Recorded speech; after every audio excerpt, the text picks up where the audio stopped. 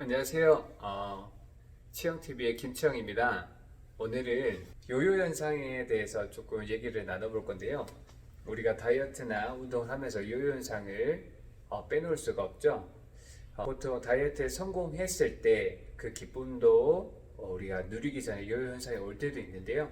많은 사람들이 궁금한 게 충분한 운동과 적절한 식단을 겸비해서 다이어트에 성공했을 때 요요 현상이 오지 않는가에 대해서 많이 궁금해 하시는데요. 사실은 요요 현상은 무조건 옵니다. 회원님께서 여러분께서 적절한 다이어트를 하셨더라도 오고 잘못된 다이어트를 했을 때도 오는데, 두 가지의 차이점은 요요 현상의 반동이 어느 정도로 다가오느냐 차이가 크게 납니다.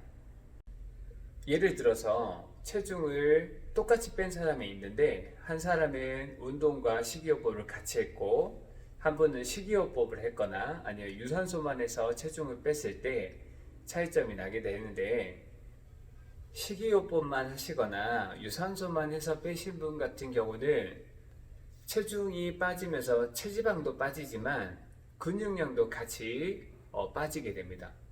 그러면서 근육량이 줄어들게 되니까 기초대사량이 떨어지게 되고, 그런 다음에 우리 몸은 저번에도 한번 말씀드린 적이 있는데, 원래의 형태로 돌아가려고 하는 항상성이 있기 때문에 원래대로 돌아가려고 하는데 이전보다 근육량이 떨어져 있기 때문에 기초대사량이 떨어져 있겠죠. 평소만큼 그 전에만큼 똑같이 먹더라도 훨씬 더 소화해내지 못하고 체지방을 더 많이 저장하게 되고, 그러다 보니까 이전에 뺐던 체중보다 더 찌게 되는 거죠.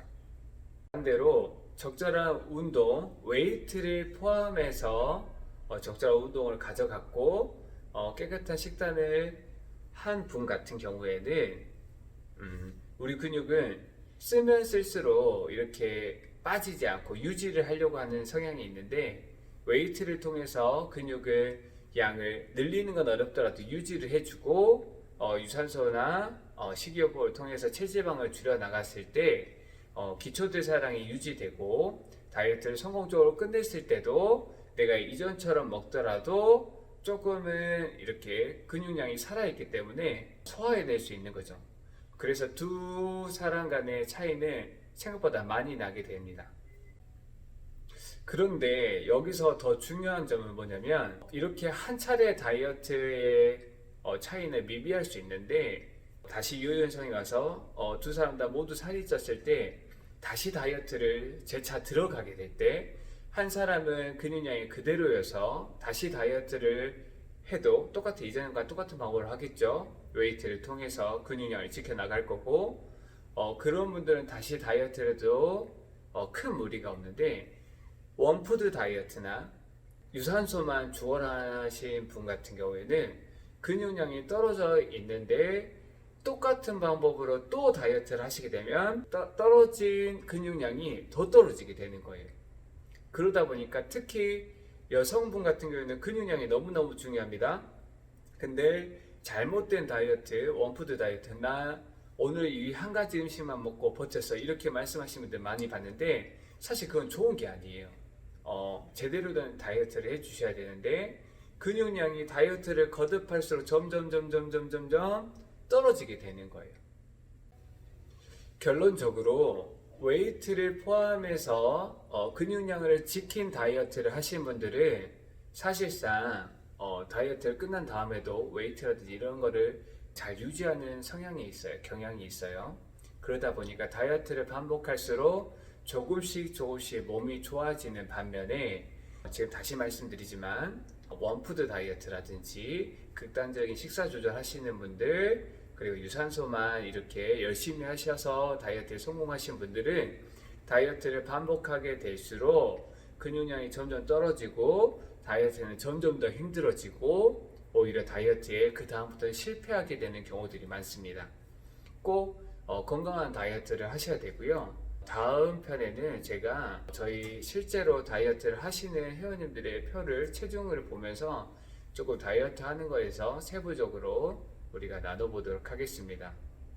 자, 여러분, 요요 현상은 옵니다. 하지만 지금 제가 설명드린 것처럼 꼭 차이점이 발생한다는 것을 알아두시고 꼭 건강하게 다이어트를 해주시고, 남들한테 아니 주변 사람 중에 이렇게 시기만 극단적으로 조절하거나 인스타에 나 오늘 초코바 하나 이렇게 찍어두고 이걸로 버티면 이러는 사람이 있다면 말려주세요. 건강에 해치는 길이고. 그리고 또 한 가지 더, 다이어트 하시는 분들은 염분을 잘 안 드시려고 하시는데, 사실 염분은 체지방 빼는 것과 관계가 그렇게 크지 않습니다. 없다고 보셔도 돼요. 근데 저염을 하라고 하는 이유는, 소금을 섭취하게 되면은 수분이 이렇게 몸속에 저장되기 때문에 체중이 쉽게 빠지지 않는 거예요. 수분이 대신하는 거죠. 그래서 그런 거기 때문에 소금을 너무 안 드시거나 무염을 하시면 안 됩니다. 꼭 저염이라든지, 오히려 저염까지는 괜찮지만 소금을 너무 자제하지 않는 다이어트를 하셔야 되고, 다이어트 후에 염분이 들어와서 몸이 붓는 경우는 너무 크게 신경 쓰지 마시고, 자연스러운 거니까, 조금 붓다가 많은 거니까 너무 크게 신경 쓰지 마시고, 꼭 균형 잡힌 탄단지를 골고루 갖춘 식단과 염분이 첨가된 식단, 그리고 올바른 운동을 통한 다이어트 하셔서 요요 현상의 반동이 적게 오도록 꼭 노력하시기 바랍니다. 감사합니다.